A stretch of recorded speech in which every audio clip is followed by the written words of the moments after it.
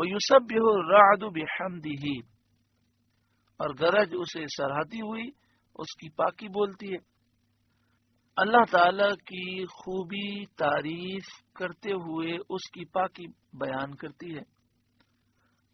الرعد کا معنی گرج۔ گرج کیا ہے؟ تو مفسرین نے فرمایا گرج یعنی بادل سے جو آواز ہوتی ہے یہ مراد ہے، اور یہاں فرمایا وہ یسبح الرعد، گرج تسبیح کرتی ہے، پاکی بیان کرتی ہے، بحمدہ اللہ کی حمد کرنے کے ساتھ۔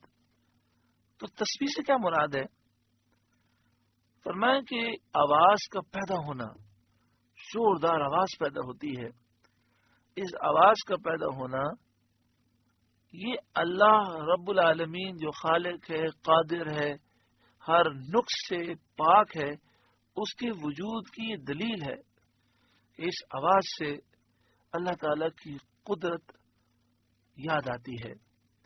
بعض مفسرین نے فرمایا کہ رعد کی تسبیح سے مراد یہ ہے کہ اس آواز کو سن کر اللہ کے بندے اللہ کی تسبیح کرتے ہیں۔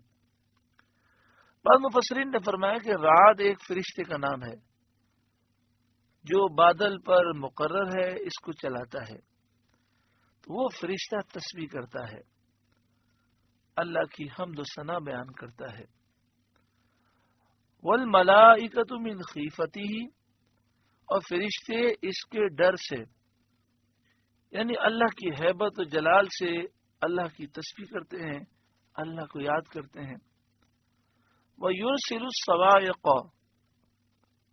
اور اللہ کڑک بھیجتا ہے، فَيُصِيبُ بِهَا مَن يَشَاءُ، تو اس کڑک کو ڈالتا ہے جس پر چاہے۔ وَهُمْ يُجَادِلُونَ فِي اللَّهِ، اور وہ اللہ میں جھگڑتے ہوتے ہیں، یعنی اللہ تعالیٰ جس پر چاہتا ہے بجلی کو ڈال دیتا ہے اور وہ بجلی سے ہلاک ہو جاتے ہیں۔ زوردار کڑک ہوتی ہے اور پھر بجلی گرتی ہے، ایسے لوگوں پہ بجلی گرتی ہے کہ اس وقت وہ اللہ کی شان کے بارے میں بکواس کر رکھے ہوتے ہیں، جھگڑ رہے ہوتے ہیں، وہ ہلاک ہو جاتے ہیں۔ صواعق اس کا واحد ہے صاعقہ، یہ صاعقہ کی جمع ہے۔ صاعقہ وہ شدید آواز ہے جو آسمان و زمین کے درمیان سے اترتی ہے، پھر اس میں آگ پیدا ہو جاتی ہے یا عذاب یا موت، اور وہ اپنی ذات میں ایک ہی چیز ہے، اور یہ تینوں چیزیں اسی سے پیدا ہوتی ہیں۔ آپ نے دیکھا ہوگا کہ کبھی کبھی بارش ہو رہی ہوتی ہے، بڑی شدت کی بارش ہوتی ہے، بجلیاں چمکتی ہیں اور گرج بھی ہوتی ہے، لیکن کبھی زوردار آواز ہوتی ہے، اس کے ساتھ زوردار بجلی بھی ہوتی ہے، اور اتنی خوفناک آواز ہوتی ہے کہ انسان ہل جاتا ہے، اسے صاعقہ کہتے ہیں۔ جب ایسی شدید آواز پیدا ہوتی ہے تو وہ بجلی جب گرتی ہے تو اس میں آگ ہوتی ہے، اور وہ آگ عذاب بن کر آتی ہے یا لوگوں کی ہلاکت کا وہ سبب بنتی ہے۔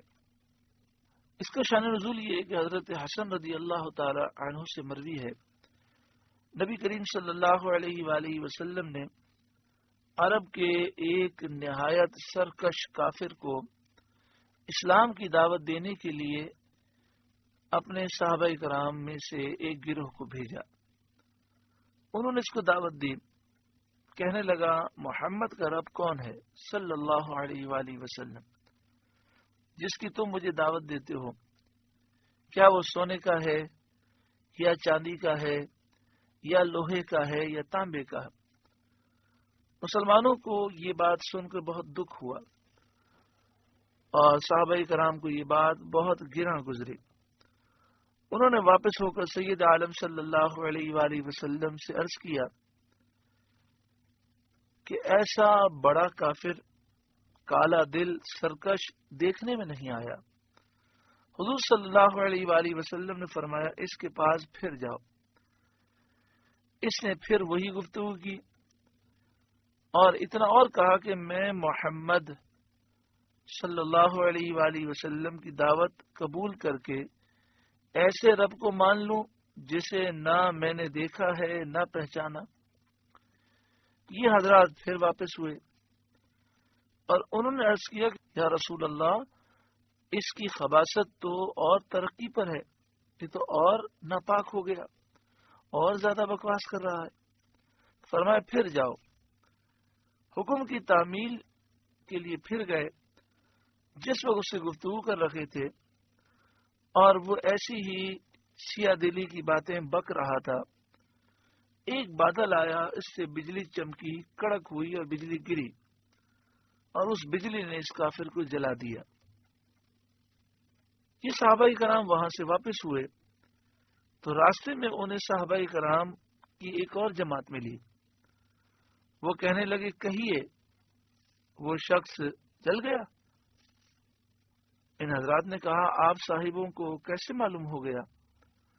انہوں نے فرمایا سید عالم صلی اللہ علیہ وآلہ وسلم کے پاس وحی آئی ہے، وَيُرْسِلُ الصَّوَاعِقَ فَيُصِيبُ بِهَا مَن يَشَاءُ وَهُمْ يُجَادِلُونَ فِي اللَّهِ، اور اللہ کڑک بھیجتا ہے تو اسے ڈالتا ہے جس پر چاہے، اس حال میں کہ وہ لوگ اللہ کے بارے میں جھگڑتے ہوتے ہیں۔ بعض مفسرین نے ذکر کیا کہ عامر بن طفیل نے اربد بن ربیعہ سے کہا کہ محمد کے پاس چلو صلی اللہ علیہ وآلہ وسلم، میں انہیں باتوں میں لگاؤں گا، تو پیچھے سے تلوار سے حملہ کرنا۔ یہ مشورہ کر کے وہ حضور صلی اللہ علیہ وآلہ وسلم کے پاس آئے، اور عامر بن طفیل نے حضور صلی اللہ علیہ وآلہ وسلم سے گفتگو شروع کی۔ بہت طویل گفتگو کے بعد کہنے لگا اب ہم جاتے ہیں اور ایک بڑا لشکر جرار آپ پر لائیں گے جو آپ سے جنگ کرے گا۔ یہ کہہ کر وہ چلا آیا۔ باہر آ کر اربد سے کہنے لگا تو نے تلوار کیوں نہیں ماری؟ اس نے کہا جب میں تلوار مارنے کا ارادہ کرتا تھا تو درمیان میں آ جاتا تھا۔ سید عالم صلی اللہ علیہ وآلہ وسلم نے ان لوگوں کے نکلتے وقت یہ دعا فرمائی، اللہم اکفیہما بما شئت۔ جب یہ دونوں مدینہ شریف سے باہر آئے تو ان پر بجلی گری، اربد جل گیا اور عامر بھی اسی راستے میں بہت بدتر حالت میں مرا۔ بعض مفسرین نے کہا کہ اس موقع پر آیت نازل ہوئی۔ ایسا بھی ہوتا ہے کہ کبھی ایک ساتھ کئی واقعات ہو جاتے ہیں اور ایک آیت سارے واقعات کا جواب دیتی ہے اور سارے واقعات کا وہ شان نزول بنتی ہے۔ وَهُوَ شَدِيدُ الْمِحَالِ، اور اللہ کی پکڑ سخت ہے۔ لَهُ دعوت الحق، اسی کا پکارنا سچا ہے، اسی کی عبادت سچی ہے، یعنی اس کی توحید کی شہادت دینا اور لا الہ الا اللہ کہنا یہی سچا ہے۔ اور یہ معنی بھی ہے کہ وہ دعا قبول کرتا ہے اور اسی سے دعا کرنا حق ہے، اس کے سوا کسی کی عبادت کرنا، اللہ کے سوا کسی کو خدا سمجھ کر اس سے کچھ مانگنا، یہ باطل ہے اور یہ شرک ہے۔ والذین یدعون من دونہ، اور اس کے سوا جن کو وہ پکارتے ہیں پوجا کرتے ہیں، یعنی خدا سمجھ کر، الہ معبود سمجھ کر پکارتے ہیں، جس طرح کفار جو بتوں کی پوجا کرتے ہیں اور ان سے مرادیں مانگتے ہیں۔ یہ بات یاد رکھیے گا کہ اللہ رب العالمین کے سوا کسی سے مانگنا اس وقت شرک ہے جب اسے الہ سمجھ کر مانگا جائے، تو ایسے مانگنے کی بڑی مذمت ہے۔ لیکن اگر اللہ کا بندہ سمجھا جائے اور اسے وسیلہ ذریعہ سمجھا جائے اور یہ سمجھا جائے کہ حقیقی طور پر دینے والا اللہ تعالیٰ ہے، یہ ذریعہ ہے، تو مانگنے میں کوئی حرج نہیں ہے۔ آپ سے گزارش ہے کہ قرآن کے اس پیغام کو آگے پہنچا کر ثواب جاریہ حاصل کریں۔